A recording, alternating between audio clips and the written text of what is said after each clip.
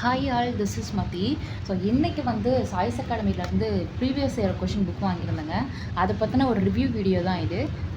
இதில் இருக்க plus and minus சொல்லிடுறேன். இந்த வீடியோ பார்த்துட்டு லாஸ்ட்டில் இந்த புக்ஸ் வாங்கலாமா வேண்டாமா அப்படிங்கிறத நீங்கள் டிசைட் பண்ணிக்கோங்க. ஸோ வீடியோக்குள்ளே போயிடலாம். Actually first previous year question book வந்து நம்ம ஏன் வாங்கணும் அப்படிங்கிறத தெரிஞ்சுக்கோங்க. பிஒய்க்யூவோட இம்பார்ட்டன்ஸ் ஃபஸ்ட்டு தெரிஞ்சுக்கோங்க.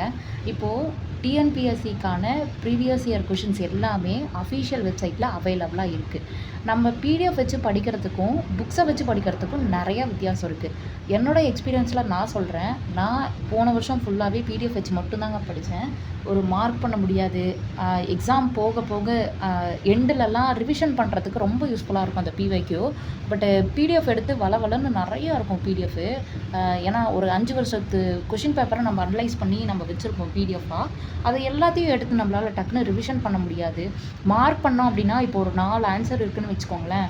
ஒரே ஒரு ஆன்சர் தான் அதுக்கான ஆப்டான ஆன்சராக இருக்கும். மீதி இருக்க 3 ஆன்சர் வந்து அதுக்கான கொஷின் நான் சைடில் எழுதி வைப்பேன். ஸோ அந்த மாதிரியான விஷயம்லாம் பிடிஎஃப்பில் என்னால் அது பண்ண முடியல.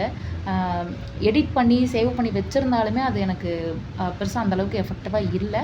அதனால் நான் ஒரு ஹார்ட் காப்பியாக இருந்தால் பரவாயில்லன்னு சொல்லிட்டு நான் புக்கு சர்ச் பண்ணிகிட்டு இருந்தேன். அப்படி பார்க்குறப்ப தான் சாய்ஸ் அகாடமி புக்கை வந்து ஒரு 2-3 பேர் எனக்கு ரெஃபர் பண்ணியிருந்தாங்க. ஸோ நானும் ஆர்டர் போட்டு அது வாங்கிட்டேன். அதுக்கான அந்த ரிவ்யூ தான் இது. நீங்கள் பாருங்கள். ஒரு எக்ஸாம்பிளுக்கு நான் ஃபஸ்ட்டு யூனிட் 6 புக்கை காட்டுறேன், நீங்கள் பாருங்கள். ஃபஸ்ட்டு பேஜ்லேயே இதுதான் இந்த சார்ட் வந்து கொடுத்துருந்தாங்கங்க. இது ஆக்சுவலி மற்ற அகாடமி புக்ஸில் வந்து இந்த சார்ட் இருக்கா அப்படிங்கிறது எனக்கு தெரியல. நான் இந்த சார்ட்டை பார்த்து தான் எனக்கு ஓகே வாங்கினதுக்கு பரவாயில்ல அப்படின்ற மாதிரி எனக்கு தோணுச்சு. என்னென்னா இப்போ ஃபஸ்ட்டு டாபிக் எடுத்துக்கோங்களேன். தமிழ் சமுதாய வரலாறுன்னு இருக்கா. இதில் வந்து 718 கொஷின் வந்திருக்கு. மொத்தமாக எத்தனை கொஷின் பேப்பர்லேருந்து அனலைஸ் பண்ணியிருக்காங்க அப்படிங்கிறது இந்த இடத்துல மென்ஷன் ஆகிருக்கு. 103 கொஷின் பேப்பர்லேருந்து அனலைஸ் பண்ணி எடுத்திருக்காங்க.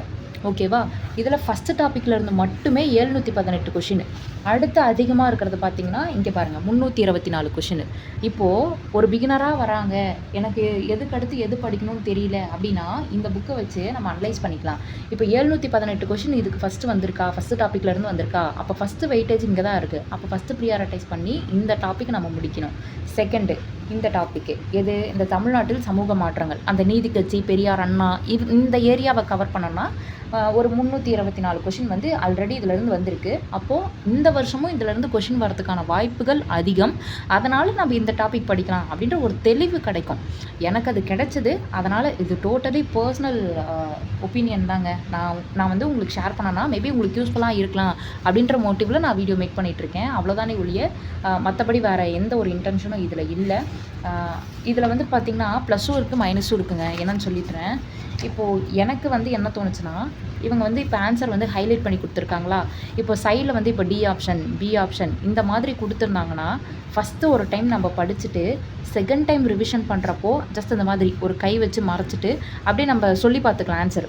ஜஸ்ட்டு நம்ம எபிலிட்டியை நம்ம எக்ஸாமைன் பண்ணிக்கலாம், அவ்வளோதான். ஸோ அதுக்காக அது யூஸ்ஃபுல்லாக இருந்திருக்கும். பட் இவங்க வந்து டேரெக்டாக ஆன்சர் வந்து ஹைலைட் பண்ணி கொடுத்துருக்காங்க.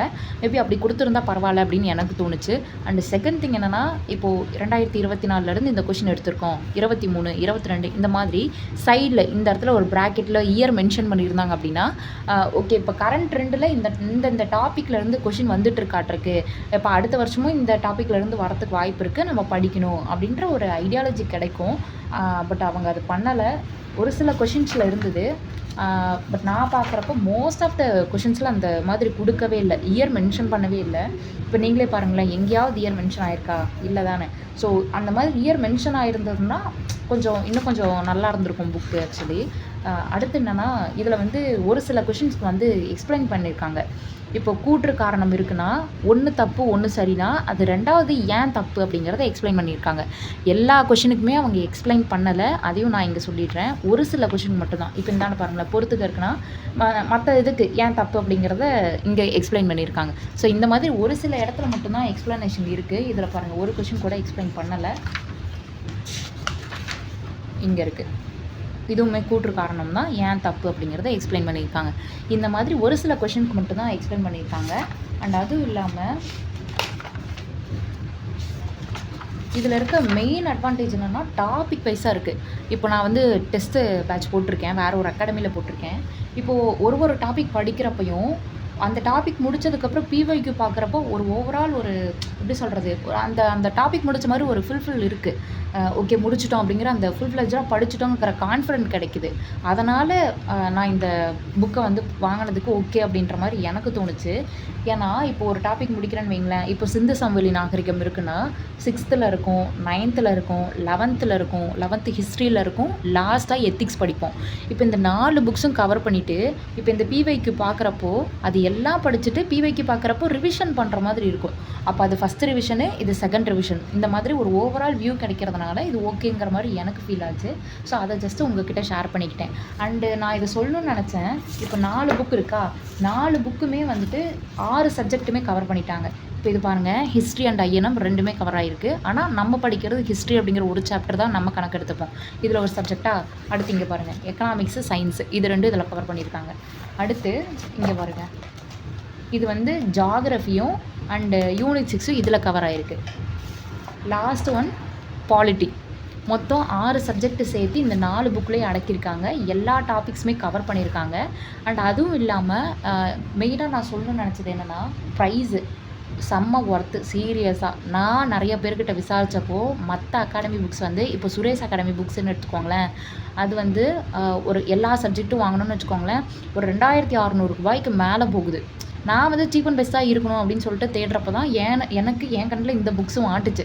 ஸோ எனக்கு ஒரு 2-3 பேர் சொன்னாங்க. நானுமே செக் பண்ணப்போ எனக்கு இது ஓகேன்ற மாதிரி தோணுச்சு. அதனால தான் நான் ஆர்டர் போட்டு வாங்கினேன். இந்த 4 புக்கு சேர்த்தியே நான் 530க்கு தான் நான் பர்ச்சேஸ் பண்ணியிருந்தேன். ஆக்சுவலாக இந்த ப்ரைஸ் கம்மியாக இருக்குது, ஒரு வேளை இது பெருசாக கண்டென்ட் உள்ள எதுவும் இருக்காதோ அப்படின்லாம் நினச்சிடாதீங்க. நானும் அப்படி நினச்சி பயந்து புக் ரிவ்யூலாம் நிறையா பார்த்தேன்.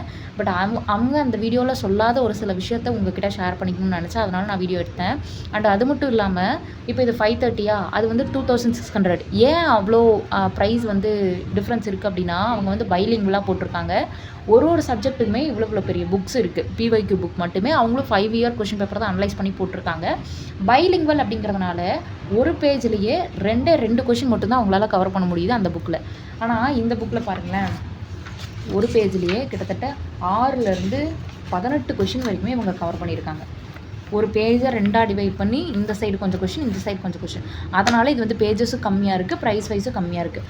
அதனால் இது வந்து ஒர்த் இல்லை அப்படின்லாம் நினச்சிடாதீங்க. இது ஓகேவாக தான் இருக்குது. எனக்கு தெரிஞ்ச ஒரு சில பாயிண்ட்ஸ் உங்ககிட்ட ஷேர் பண்ணிக்கிட்டேன். வீடியோ பிடிச்சிருந்ததுன்னா லைக் பண்ணுங்கள், கமெண்ட் பண்ணுங்கள். இந்த மாதிரி உங்ககிட்ட புக்ஸ் இருக்குது, இது உங்களுக்கு ஓகே அப்படின்னு ஏதாவது தோணுச்சு அப்படின்னா அதையும் கமெண்ட்டில் சொல்லிட்டு போங்க, நானும் தெரிஞ்சுக்கிறேன். அண்டு புத்தா புக்கும் நான் வாங்கியிருக்கேன். அதை பற்றின ரிவ்யூ வேணும்னு நினச்சிங்கன்னா கமெண்ட் பண்ணுங்கள். அடுத்த வீடியோவில் நான் மேக் பண்ணி போடுறேன். தேங்க்யூ.